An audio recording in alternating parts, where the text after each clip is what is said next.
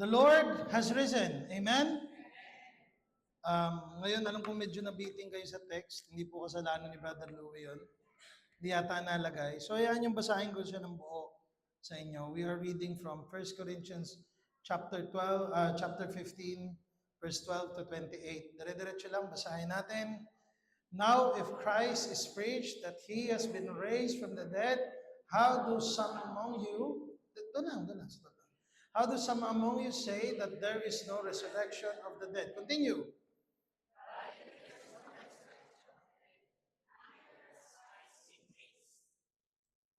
If Christ has not been raised,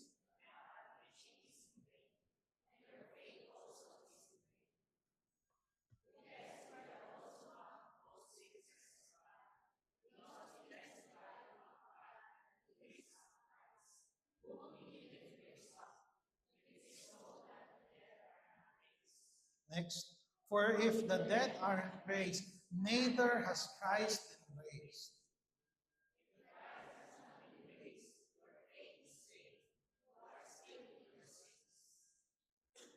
Then,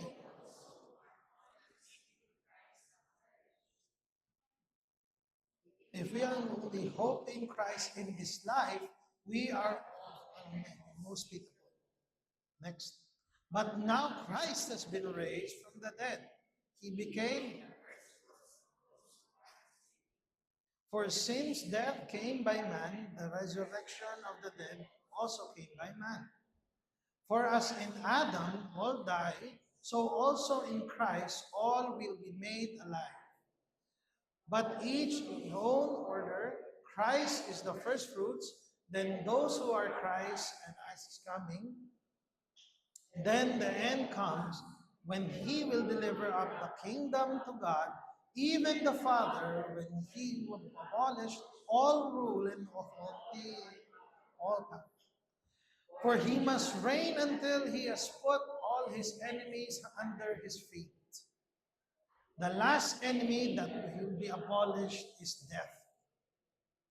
For He has put all things in subjection under His feet.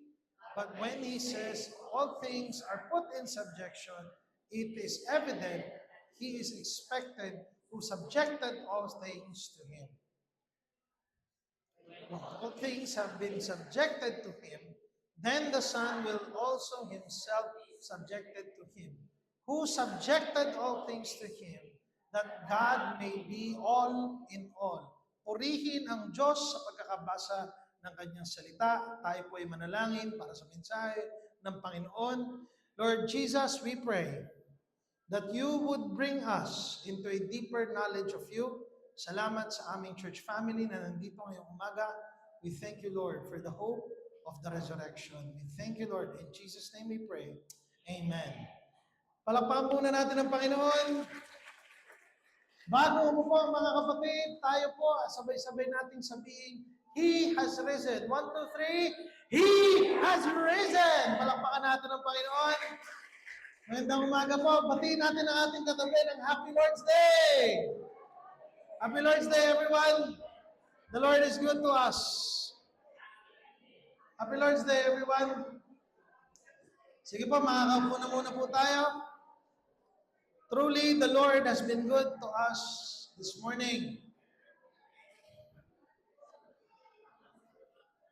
Truly, the Lord has been good to us this morning. Brothers and sisters, let us open up one of the most famous books na sinulat about Christianity was written by Clyde. At kung hindi niyo po siya kilala, meron po siyang nickname, ang pangalan C.S. Ang pangalan po talaga niyang buo ay C.S. Lewis. He is a renowned author. Kristiyano po siya, pero sa Oxford, isa rin po siyang professor. Controversial si C.S. Lewis dahil hindi niya pinangahawakan yung infallibility ng Bible. Hindi niya pinangahawakan na hindi pwede nagkamali ang Bible. At to some, naiintindihan yung posisyon niya dahil ang pinopoint natin si C.S. Lewis, maaaring mali yung translators na pwede naman talaga. Pero marami ring nagre-refute kay C.S. Lewis at tayo dahil may posisyon tayo ng Sola Scriptura, we believe that there is no error from the Scriptures. Ngayon pong umagang ito, we want to discuss fully the reality of the resurrection. Meron pong quote doon sa libro ni C.S. Lewis na gusto kong basahin at sana bigyan niyo ako ng permission na basahin. Kung hindi niyo po, kung mamarapatin niyo po, medyo mahaba itong quote na ito. Ito yung sinabi niya, I am trying here to prevent anyone from saying that the really foolish thing that people often say about Jesus. I'm ready to accept Jesus as a great moral teacher, but I don't accept his claim to be God. That is the thing we must not say. A man who was merely a man and said the sort of things Jesus said would not be a great moral teacher. He would either be a lunatic on a level with the man who says he is a poached egg, or else he would be the devil of hell. You must make your choice. Either this man was and is the Son of God, or else a madman or something worse. You can shut him up for a fool, you can spit at him and kill him as a demon, or you can fall at his feet and call him Lord and God. But let us not come with any patronizing nonsense about his being a great human teacher. He has not left that open to us. He did not intend to. Ang sinasabi po ni C.S. Lewis, ito po yung sikat na tatlong posisyon ni Jesus para sa lahat ng tao. He is either a liar, a lunatic, or Lord. Ang sabi ni C.S. Lewis, hindi lang siya teacher o hindi lang siya tao, hindi siya nag-iwan ng ganong espasyo. Yung mga sinabi niya na nagpapatawad siya ng kasalanan, siya yung resurrection at buhay. Lahat ng sinabi niya yun, it's either totoo yun o hindi. Jesus is the most famous man in history. When pag may pilgrimage po, walang pilgrimage ang Kristiyano dahil walang tomb na pupuntahan. Jesus at yung mga tao po within Jerusalem, hindi nila alam kung saan nalibing si Jesus. Pag pumunta po kayo sa Israel, may pinapanood kaming documentary, I think it was yesterday, na meron silang iniisip na maaaring tomb ni Jesus. Pero hindi nila alam kung yun nga yung tomb ni Jesus. Hindi katulad ng founder ng Muslims, hindi katulad ng si Joseph Smith na merong libingan, hindi katulad ng mga Rizalista na may libingan si Rizal. Si Jesus, wala kayong libingan na matagpuan kasi walang natagpuang katawan. At ang sinasabi dito ni C.S. Lewis, tatlo lang si Jesus. It's either siya isang baliw na pwede nang pauwiin, isa siyang sinungaling na gustong magmanipula ng tao, or siya nga talaga ang Panginoon. Sa inyo mga kapatid, the question today is, sino si Jesus sa inyo? Tanong ni Jesus sa kanyang mga disciples at maaaring tinatanong din sa atin today, who do you say that I am? The name of Jesus has been the center of controversy over hundreds of years. There has been debates, interpretations, images, institutions built on his name. But today, as we say, he is risen, who do you say he is? Kanina sinabi natin, Jesus is risen. Ngayon, ang tanong ko sa inyo, kayo po ba, sino si Kristo para sa inyo? Alam niyo, marami sa inyo ang nag-message at sasabihin niyo, pasensya na po, once, twice a month lang kami nakaka-attend. And I know you are all busy, I understand that. But at the very same time, nung nag-message po ako sa iba sa inyo, at sabi ko namin, miss namin kayo, gusto namin pumunta. Today is a special Sunday. It's special not because of the calendar, but special for what we are remembering. Imagine with me for a moment kung after ng Friday, nung pinako si Jesus at namatay, imagine nyo kung nanatili lang siyang patay. Nanatili lang siyang patay. Walang nangyaring komosyon, walang kahit ano. Siguro wala tayo dito ngayon. Siguro nakalimutan niya ng pangalan ni Yeshua. Wala nang Jesus. Wala nang mga kung ano ng churches. Wala nang CCF, wala nang Victory, wala nang GIL, wala nang HTM, wala nang AG, so on and so forth. Those churches na binanggit ko, they represent the belief that Jesus Christ rose from the dead. And obviously, kung naniwala talaga sila na babangon si Jesus, bakit walang nakaabang? Bakit walang ito na yung third day? Kaya na, makikita mo, gugulong na yung bato. Wala. Wala si Peter, wala si John, wala sila Mary. Walang nakaintindi ng konsepto na siya ay mabubuhay muli. Dahil nabuhay siyang muli. Who do you say Jesus is? Who do you say Jesus is? Because Jesus is not just a religious figure. Siya ay Diyos. At least that's what Christianity believes. Is that what you believe? Doon po sa 1 Corinthians 15, verse 12. Mamaya punta tayo doon. Ina-address po ni Pablo yung mga heretical teachers na kine-claim nila yung katawan daw ay kulungan lang ng kaluluwa ninyo.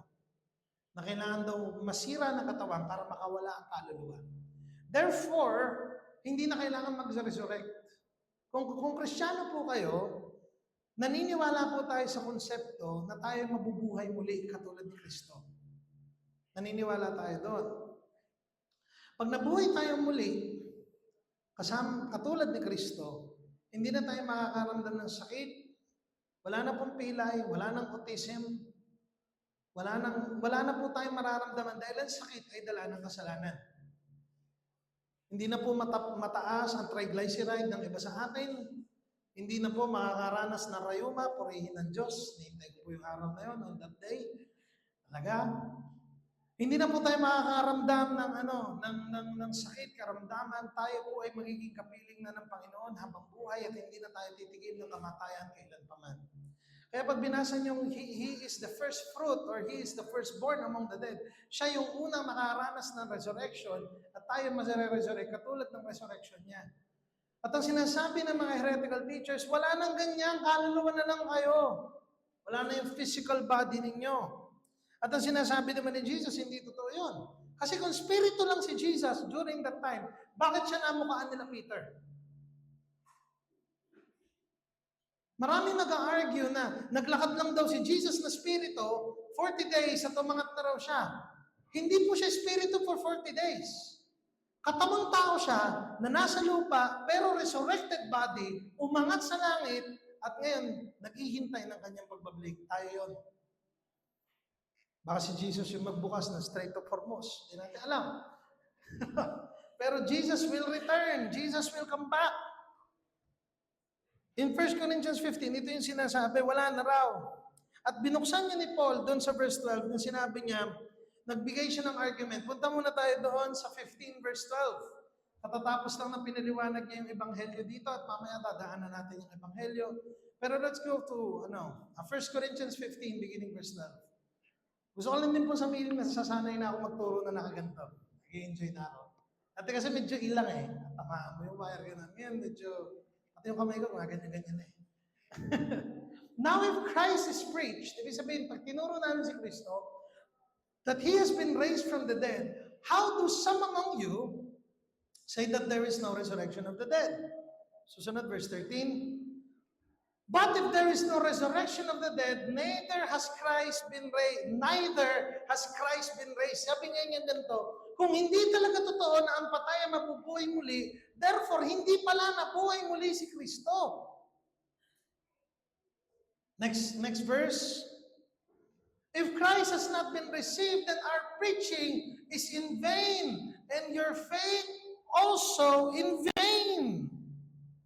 Ang sinasabi niya, wala palang saysay itong ginagawa natin.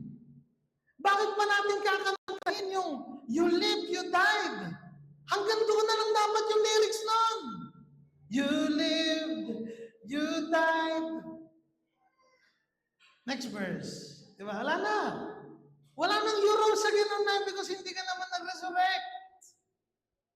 Mga kapatid, yung validity ng Scripture, kaya totoo ang Scripture dahil nakita natin at naniniwala tayo, si Jesus ay buhay. Muhammad did not rise from the dead. Yung mga naniniwala pa rin kay Ferdinand Marcos, he did not rise from the dead. Confucius did not rise from the dead. Lahat ng bangkay nila natagpuan.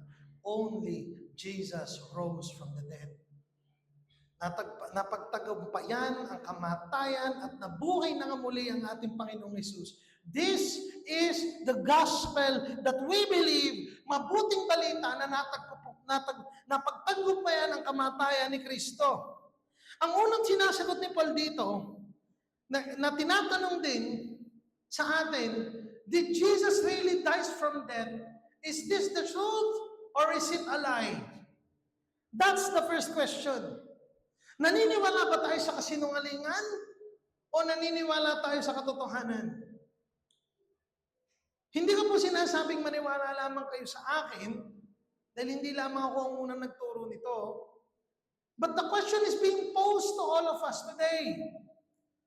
Naniniwala ba talaga tayo na ang Panginoong Hesus ay nabuhay muli para sa ating mga kasalanan?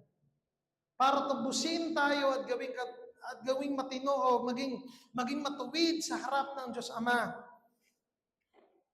At nakakatawa ang tinanong ni John MacArthur dito at sinabi niya ditong, why would the apostles lie? Liars always lie for selfish reasons. If they lied, what was their motive? What did they get out of it? What they got out of it was misunderstanding, rejection, persecution, torture, and martyrdom. Hardly a list of perks. Ang sinasabi ni Paul, ni John MacArthur dito, bakit sila magsisinungaling tungkol sa ginawa ni Jesus?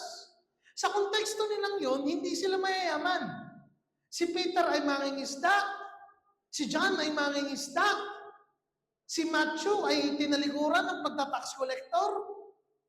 Wala silang makukuha pag sila'y nagsinungaling sa muling pagkabuhay ni Kristo. Hindi ako naniniwalang nakita nilang magiging buong mundo mananampalataya dito. Anong makukuha nila? Kaya pag binasa natin sa dulong verse ng section na to, sinabi niya, pinakakawawa tayo. Kung naniniwala tayo dito, tayo ang pinakakawawa na pinapaniwalaan natin to. Ano pa nangyayari nun sa early Christians, mga kapatid? The early Christians, the early church were fed to lions. Pinakain sa mga leon sa panahon ni Nero. Stoned to death. Murdered in the streets. Yun ang nangyayari sa kanila. Pinapatay sila, pinapakaw sila. Si Peter, sa Fox's Book of Martyrs, si Peter, pinako ng pabaliktad. Nakabaliktad si Peter.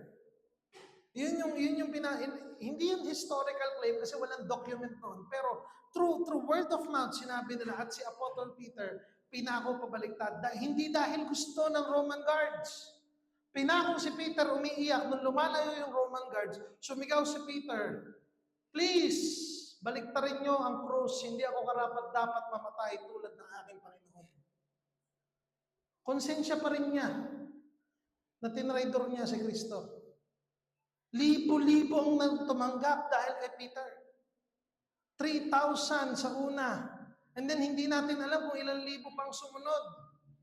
Thousands and thousands of believe, pero nung mamamatay na si Peter, ang iniisip lang niya, anong ginawa ko sa aking Panginoon? Tinraidor ko at nagtagsil ako kay Kristo. And how often do we do that? How often na tayo ang nagtataksil kay Kristo? How often, every time that we sin, we betray our Savior. We are the ones that betray Jesus. And yet, ang sinasabi dito ni Paul, yung pinakakawawa.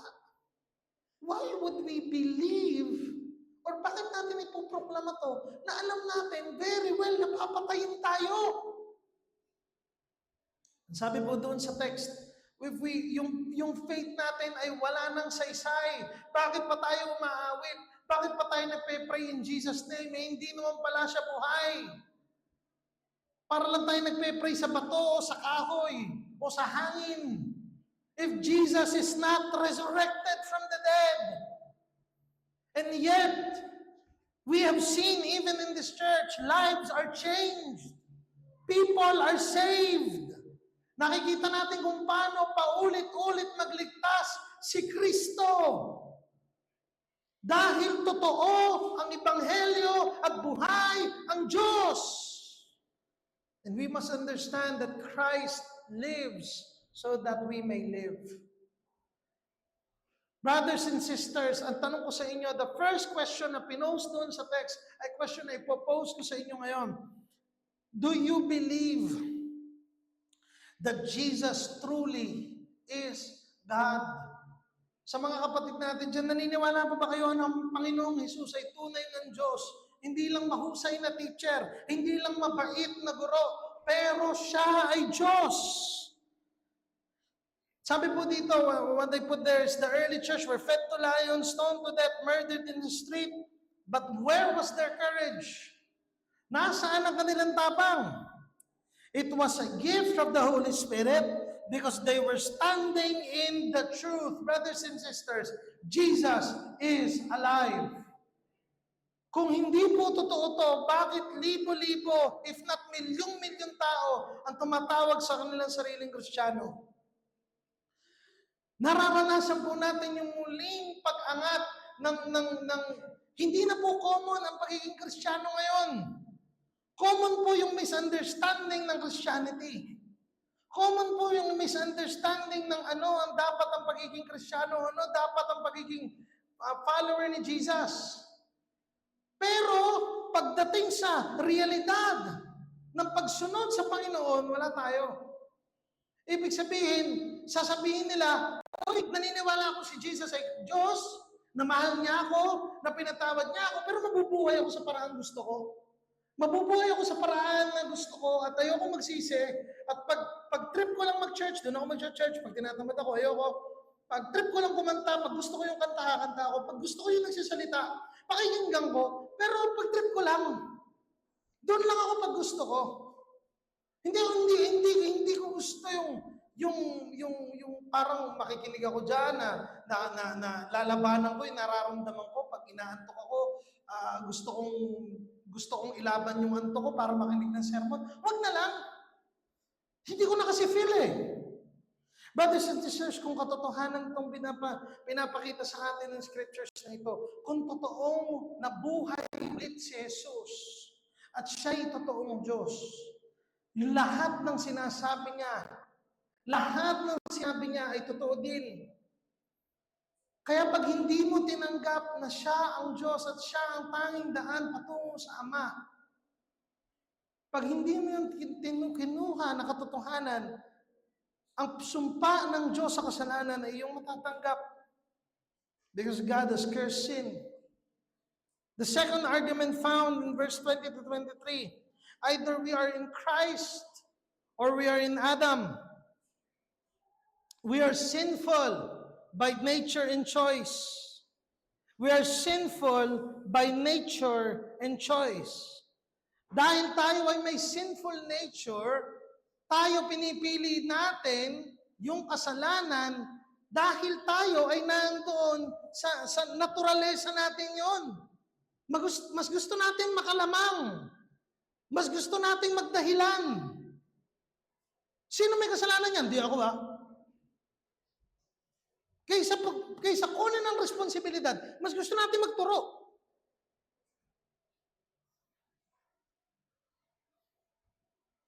Kaya mga kapatid, kung nabuhay tayo na ang nature natin makasalanan, hindi lang natin kailangan magbago ng ugali. Kailangan po natin ipanganak muli. A supernatural rebirth in the Spirit. Kailangan natin ipanganak muli. Diyan po nakuha yung term na to be born again. To live again. Kaya sinabi sa 1 Corinthians, you are a new creature. At mga kapatid, sino po dito ang pinili na ipanganak siya? May namili ba sa ating panganak tayo? Sinabi ba natin sa Diyos na gusto kong iluwal ako ng gantong araw, ng gantong oras sa bansang ito? Kasi kung mapipili natin yan, hindi Pilipinas ang pipiliin natin, siguro. Pero kung mapipili natin yon, di ba parang, Lord, gusto kong maging, hindi natin alam eh. Only the Lord knows. If we do not choose our birth, God chooses our second birth, our new birth in Him. Brothers and sisters, ito ang tanong ko sa inyo this morning. Yung second argument na ito, sabi si D.J.I. Packer, the gift of sonship to God becomes ours, not being through being born, but through being born again. Ang muling mabuhay sa Espiritu, ang magkaroon ng mga bagong desires, ang magkaroon ng bagong kagustuhan. Kaya tinawag yung paniniwala natin, nilagay sa kategoryang born again, pero ang totoong tawag sa ating protestante. Ang protestante, from the word protest, si Martin Luther nagprotesta at sinabi niyang, hindi ganyan. Pananampalataya lang, habag lang, sa scripture lamang, kay Kristo lamang, para sa kaluwalhatian lamang ng Diyos. Tayo ay mga Kristiyano, hindi dahil tayo ay namili sa Diyos, kundi dahil tayo ay pinili niya. Mga kapatid, kaya may kagustuhan tayong piliin, sumunod at mahalin ng Diyos. Hindi dahil tayo ay ganun kabuti, pero dahil binabago tayo ng Panginoon. Tayo ang pinulot sa putikan. Tayo ang pinulot mula sa kasalanan. At tayo ay nililigtas patuloy ng ating Diyos na buhay. Purihin ang pangalan ni Kristo. Kung tayo mga kapatid, pag sinabi ninyo, ang ibig po bang sabihin niya kung pinili ako ng Diyos, ibig sabihin hindi ko siya pinili, mga kapatid, hindi. Hindi. Ang sasagot ko sa inyo, kung naandun ang pag-udyok ng banal na Espiritu sa inyo, naandun yung paghalina ng Espiritu Santo sa inyo, kayo po ay maniniwala sa Diyos, pipiliin nyo ang Diyos, pero ang imbitasyon pa rin natin, piliin nyo siya. Sundin nyo siya. Mahalin nyo siya. Talikuran nyo ang kasalanan at lumapit kayo sa Panginoon dahil nasa Kanyang kaligtasan. Alam niyo mga kapatid, ang nakakatawa, no, pag binanggit natin ng punuang kahabagan ng Panginoon at sabi niya, ano yung pwede ko nang gawin ng lahat? Niligtas naman pala ako ng Diyos. Pwede ko na palang gawin ng lahat. Kung ganon ang iyong tanong at ang iyong sagot, kawawa ka naman kapatid kasi hindi mo siya mahal. Mahal mo siya, ayaw mo siyang sundin. Mahal mo siya, gusto mo siyang saktan. Mahal mo siya, gusto mo masunod yung buhay mo sa gusto mo lang. Paano mo masasabing mahal mo ang Diyos? Sabi ni Jesus, if you love me, you will obey my commandments. Ang ugat ng ating pagsunod ay mula sa pagmamahal. Gusto kong i-honor ang Diyos. Gusto kong mahalin ng Diyos. Gusto kong sabihin, Panginoon, ikaw ang aking susundin. Lalayuan ko ang kasalanan dahil mahal kita.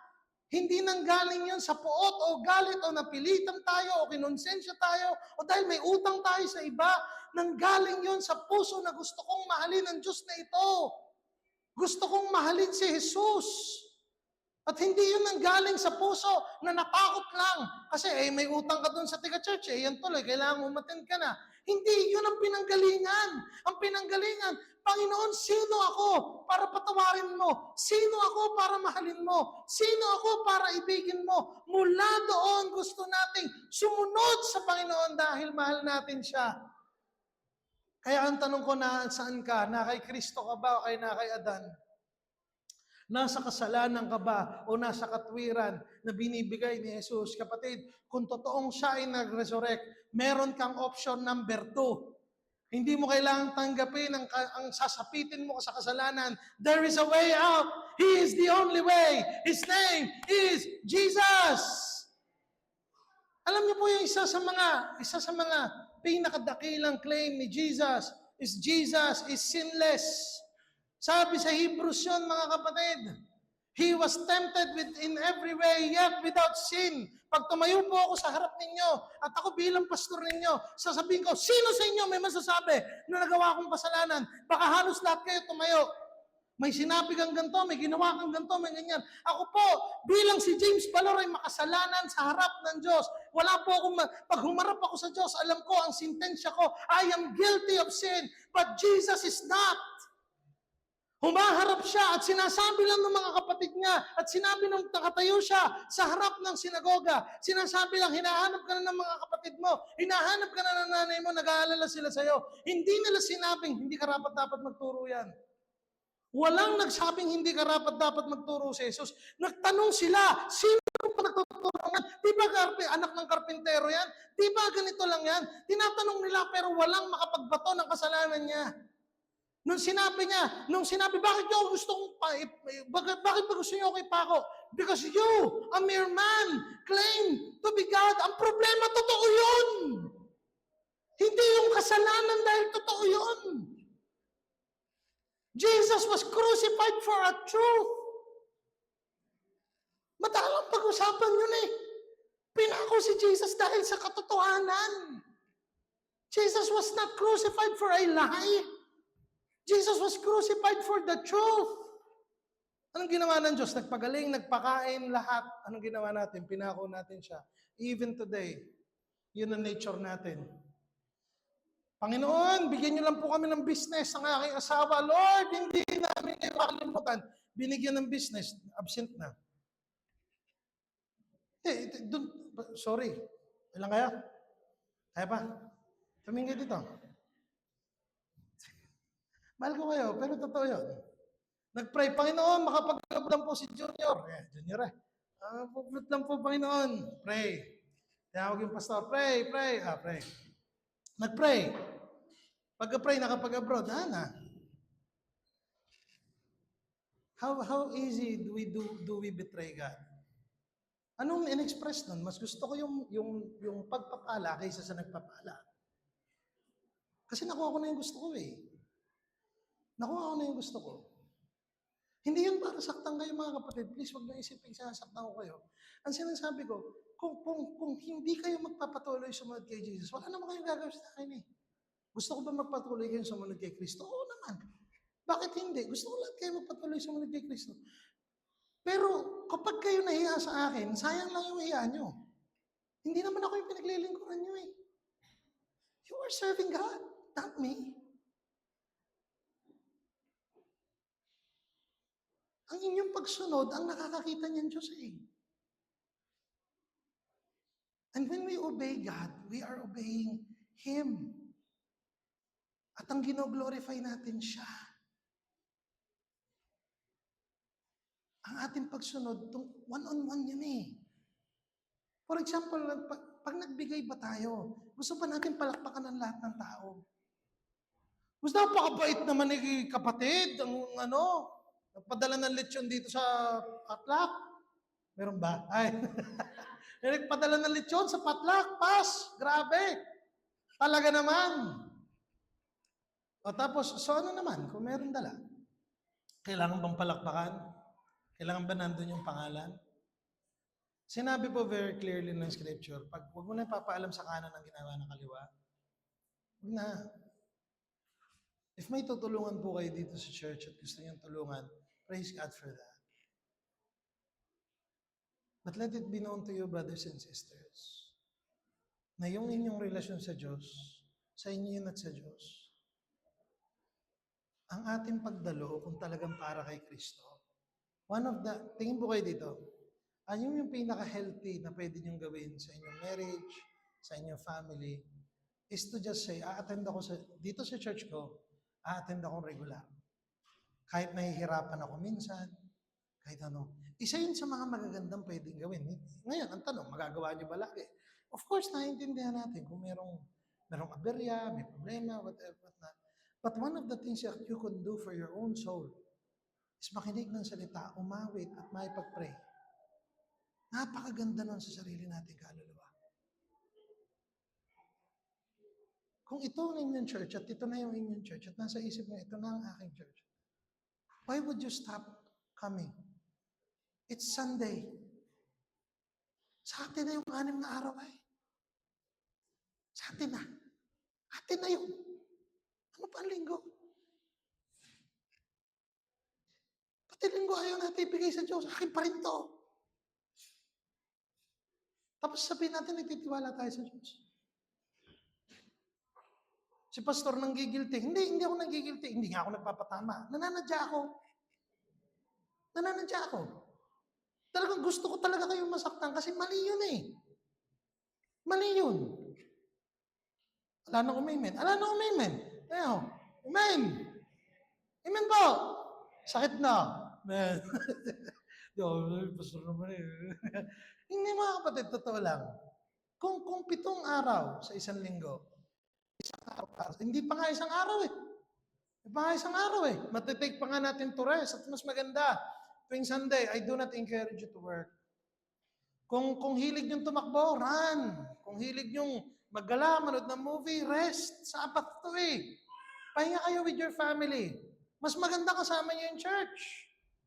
But if not, if you're with your family, rest, pray. Pahinga ka lang muna sa bahay. Bakit ako magpapahinga? Kasi utos ng Diyos yan. Ibig sabihin, mga kapatid, mas marami po akong magagawa bakit ng linggo. Yun ang pagtitiwala mo sa Diyos. Yun ang honoring mo sa Panginoon na kahit na wala ka munang gawin at ipagpapabukas mo yan, alam mong in control siya at hindi ka pababayaan ng Panginoon. Alam niyo mga kapatid, sa pagpapastor ng lumalaki nating simbahan, sobrang tempting. Ang isa sa mga bagay na hindi ko gustong gawin ay yung magbasa ng Lunes, ng required readings at kung ano man. Sasabihin ko, pang Martes na yan. At disiplina rin siya kasi gusto mong magawa. Gusto mong maraming ma-achieve. Disiplina rin po yung pahinga eh. Disiplina rin po. May mga tao ba kayong kilalang ganon? Hindi ma-permes. Pag nasa bahay, kailangan may linisin. Malinis naman, lilinisin pa rin. Gusto niya, sadyain yata ang dumihin, tapos lawin sa balisan, tapos dumihan ulit. Bakit mga kapatid? Because it is a desire. We are no longer in the curse. We are no longer in Adam. We no longer need to prove ourselves. Wala tayong dapat patunayan. Tayo ay na kay Kristo na. Kung kayo ay na kay Kristo, merong kalayaan. We are set free in the name of Jesus. Tayo ay nakalaya na mula sa sumpa at tayo ngayon ay makakasunod na. I-honor natin ang utos ng Diyos. And the Lord will honor us. What is the gospel, brothers and sisters?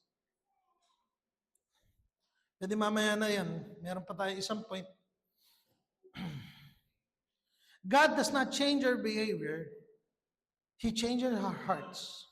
That leads to change behavior. The third argument found in the text, verse 24 to 28, that God will rule and reign. Sige nga, punta tayo sa verse 24 and verse 28. Yes, we are also found false witnesses. 24. Tama ba? 24 na to, no? Di ba? Verse 15. Verse 24. 15-24. Thank you.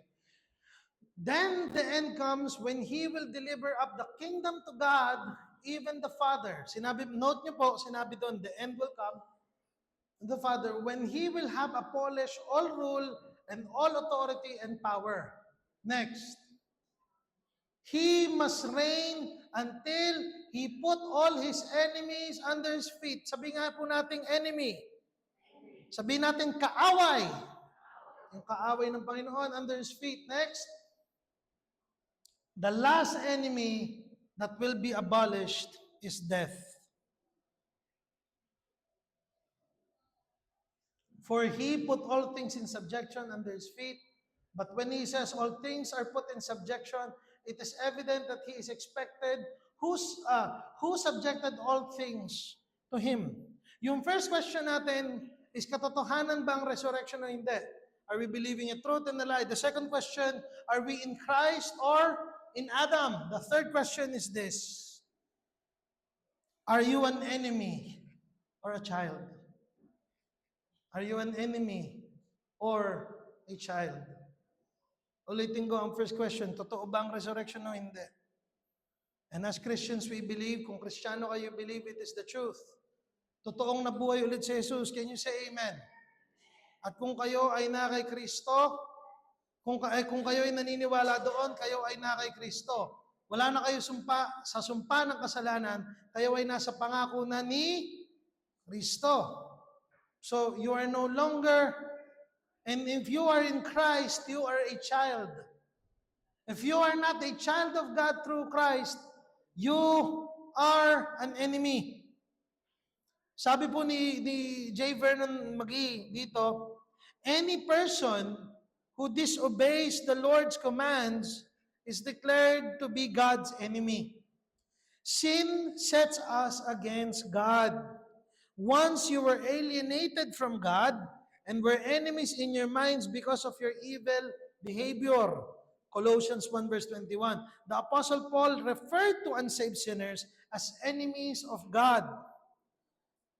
Enemies of God, for since our friendship with God was restored by the death of His Son, while we were still His enemies, wala ba dyan, Abby?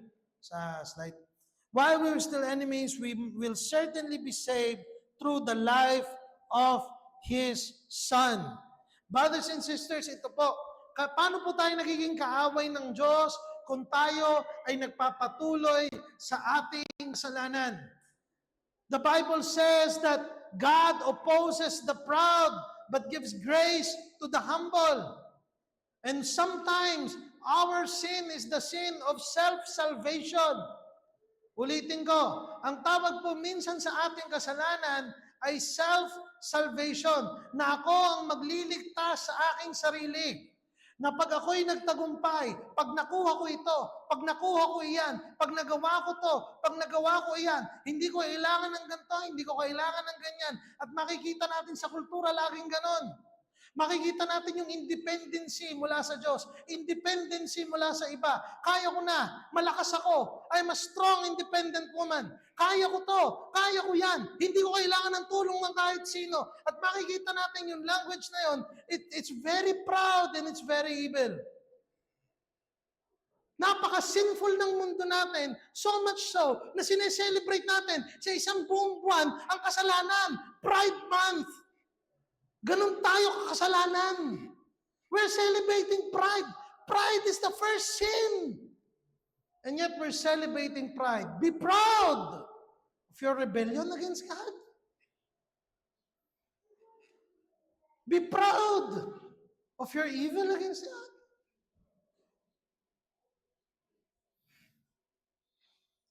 Paano nyo nasa-set up yung sarili nyo bilang kaaway? Alam nyo, may tinatawag na federal headship.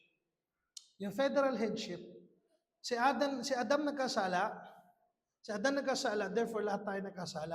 Si Kristo ay nagtagumpay na lahat ng na kay Kristo maliligtas. Yun yung federal headship. May iba pang mababasa siguro kayo, Federal Vision Theology ni Doug Wilson, pero iba pa yun. Yung federal headship, ang ibig sabihin nun, may nangunguna. At yung gawin yun, yung leadership niya, tinatanggap natin. Kaya tayo nagkasala, kaya iba sa inyo, parang sasabihin, hindi naman ako ganun kasama, pastor. Pero lahat tayo, kung tayo ay nasa posisyon na Adan, pipiliin natin yun at lahat tayo pinipili pa rin natin magkasala laban sa Diyos. Pinipili natin lumayo sa Panginoon at bumalik sa ating kasalanan. Pinipili natin yun. Kaya mga kapatid, yung pangatlong tanong natin, kayo ba ay anak ng Diyos? Kayo ba ay anak ng Diyos? O kayo ba ay kalaban ng Diyos? Alam niyo mga kapatid, naiintindihan ko naman. Salamat na hinahayaan niyo kung magsalita ng ganoon sa inyong mga buhay. Pero I do understand na sometimes hindi talaga kayo makakapag-church. I do understand that. May sakit, may nararamdaman, or whatever. I do understand that. But hear me out, brothers and sisters. And this is the reality, One of the reasons kung bakit nasasabik tayo mag-church is because pamilya natin to. That's one of the reasons kung bakit excited tayong makasama yung tignan nyo naman yung mga nasa paligid nyo, mga kapatid. Mga katabi natin yan ay. Parang hindi ba? Mga kapatid natin yan eh. They are brothers and sisters in Christ. Ang celebration natin ay meron tayo mga kasama na pupunta ng langit dahil we have faith in the same Jesus. The common denominator for all of us is this. that we are children of God. Brothers and sisters, the third question from this text is this: kayo ba ay kaaway o anak ng Diyos? Because God will put an end to His enemies. Kaya mga kapatid, ano ang gospel? Ano ang gospel? The gospel is this: that God came down from heaven to save sinners by dying on the cross for their place and living the life they cannot live. Sinubukan ko yung pinaka-original na kung paano ko maibibigay sa inyo yan eh. Pwede akong mag-quote lang na ano, pero gusto kong mag-isip ng pinaka-original way kung paano. At dito, ito yung pinaka-summary kong personal doon sa gospel. That God came down from heaven to save sinners by dying on the cross for their place and living the life that they cannot live. The life of obedience na ibinuhay ni Kristo para sa inyo. Ibig sabihin ganito, lahat tayo ay enemies ng Diyos. Lahat tayo ay dapat parusahan ng Diyos. Yung doon sa 1 Corinthians 15, dapat tayo ang paparusahan. Pero gano'n na lang ang pag-ibig ng Diyos.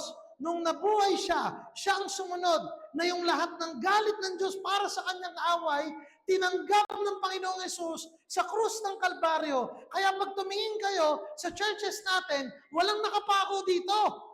Bakit walang nakapako? Dahil naniniwala tayong hindi na siya nakapako. Siya ay nasa kanang kamay ng Ama. Buhay, niligtas tayong lahat para sa kanyang kaluwalhatian. We are alive because of Jesus. Ang inyong pamilya ay ligtas o nililigtas ng Panginoon dahil sa kanyang kaluwalhatian. Pwede tayong magkaroon ng seguridad na hindi ako magliligtas sa aking anak, sa aking asawa, sa aking pamilya, na ang Diyos ang may hawak sa kanila at ang Diyos ang magliligtas sa kanila. Mga kapatid, tanggalin nyo, nawa tanggalin ng Diyos ang bigat sa balikat nyo, na dapat may kapatunayan pa kayo, na dapat may ipakita pa kayong kayo'y mahusay o magaling, na tayo ay nabubuhay na lamang dahil tayo ay kinahabagan ng isang banal, makapangyarihan at dapat na Diyos. Purihin ang pangalan ni Jesus. Christ is alive. Jesus is alive. Kung kayo po ay bago lamang dito, mga kapatid, at the end of the age, those who are in Christ will be resurrected like Him. The resurrection means He is victorious, and we are also victorious in Him. Kung may pipicturean po kayo, yan na yun. Dami yung pinipicturean kanina. Kung may pipicturean kayo lahat, ito na yun. Ang ibig sabihin po nito, ang tagumpay ay hindi na lang galing sa Kanya. Hindi lang para sa Kanya. Tayo ay nagtagumpay dahil sa Kanya. Amen! Napakalakas na katotohanan nito. The truth that we are resurrected in Him. We are saved in Him. Praise be to God. Amen. Amen po. The resurrection means He is victorious and we are also victorious in Him. We are victorious in Him. Praise be to Jesus. Amen. Alam niyo mga kapatid, merong sa conclusion kadalasan tinatry ko magsulat ng magandang conclusion. Pero hayaan yung basahin natin itong conclusion dito sa sermon na ito. So John 11 verse 25 to 26. Sabi ni Jesus, dahil lang, bibigyan ko muna ng konteksto bago ma-taken out of konteksto. Kausap niya dito si Martha. Ito yung panahon na i-resurrect niya na si Lazarus. Hindi pa resurrected si Lazarus. I-resurrect parang niya. Umiiyak si Martha. Tinatanong si Jesus, kung naandito ka lang, mabubuhay ang aking kapatid. At dito sumagot si Jesus. Jesus said to her, I am the resurrection and the life. Pansin nyo, tingin po dito, pansin nyo hindi sinabi ni Jesus, pwede akong magbigay ng resurrection at buhay. Hindi. Siya ang resurrection at buhay. Wala pong dalang gospel si Jesus.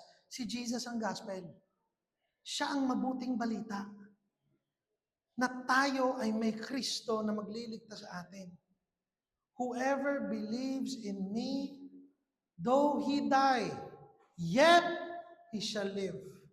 And everyone who lives and believes in me shall never die. Ang question kay Martha at ang question sa atin ay ganito, do you believe this? Na ang Kristo natin ay hindi lamang statwa. We have a Jesus that is alive, na pinatawad ang ating mga kasalanan, na nadidinig ang ating mga panalangin sa panahon na wala na tayong pag-asa, madilim ang ating buhay, madilim ang panahon ngayon na parang wala tayong pag-asa. Pero sa kanyang gabay, sa kanyang pagmamahal, sa kanyang buhay, tayo ay nakakabangon, tayo ay nakakapagpatuloy, purihin ang pangalan ng Panginoon. Praise be to Jesus! The question for them is the question for us, brothers and sisters. Do you believe this? Ang prayer ko po, I really hope that you do.